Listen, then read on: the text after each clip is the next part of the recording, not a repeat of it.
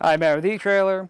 If you have a 2023 Ford Transit T350 and you're trying to carry a lot of bikes from point A to point B with your family, then the Hitch Rack's destination bike rack that can carry up to 4 bikes is going to be a great option for you. So let's check it out. So right off the bat, you'll probably notice we don't have this super close to our vehicle today because we have this tray open right here. The reason that is because we do have a larger mountain bike on today, and these are some pretty wide handlebars. So if you have a very similar style bike, you're probably not going to be able to get it over here. We almost got it on, but if you were to ride this down the road and this was shaking a lot, it is most likely going to make contact.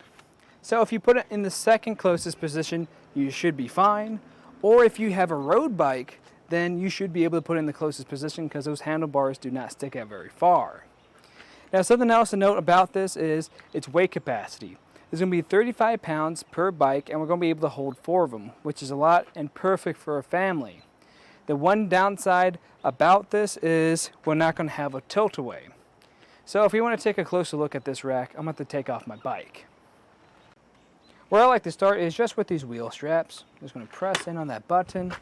It's going to release, and then I can go over to the back side. It's going to be the same process. Release that tab and tuck away this strap so it's out of my way. And the last point we just got to go to is going to be this one against our frame. So since we are making frame contact, I don't recommend putting any carbon or alternative frame bikes on here. Now this pad does have the ability to rotate, so it can accommodate a lot of different styles of frames, but for the most part you're going to be limited to the center here. Once you're done with all that, all you have to do is lift up on your bike, take it off, and then you can take it out for a ride. And now we just got to put everything back up.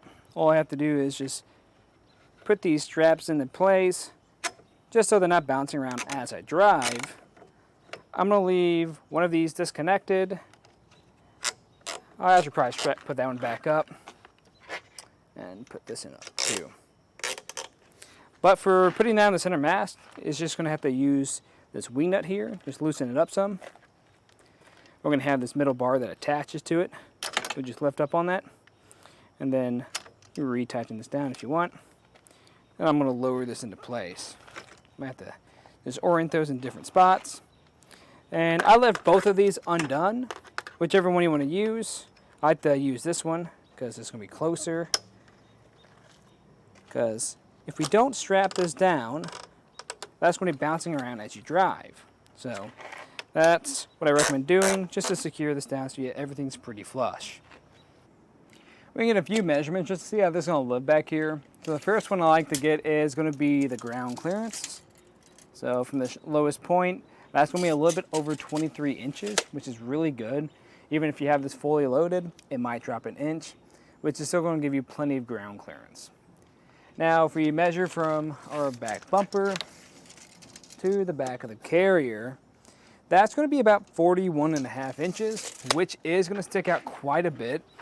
But it's actually not too bad for a 4-bike carrier. That's pretty compact. Just keep in mind if you're in those tighter spots like a parking spot or a garage, it's going to be a tight fit. But we can save some space. And how we do that is by coming over to this area over here. I'm just going to remove this safety clip first. Put that somewhere I won't lose it. Then loosen up this hand knob. With that all the way loosened up, I can lift up on the carrier and put it into this position here. Just make sure you grab that hand knob again and thread it back on to secure it down. You also don't want to forget about that safety clip either. But with it in this position, we can check out how much room we're saving. So from our back bumper to the back of the carrier, now we're only going to be a little bit over 15 inches. So that's going to save you a lot of space. And the way it's going to sit on the back of here is not going to block a whole lot.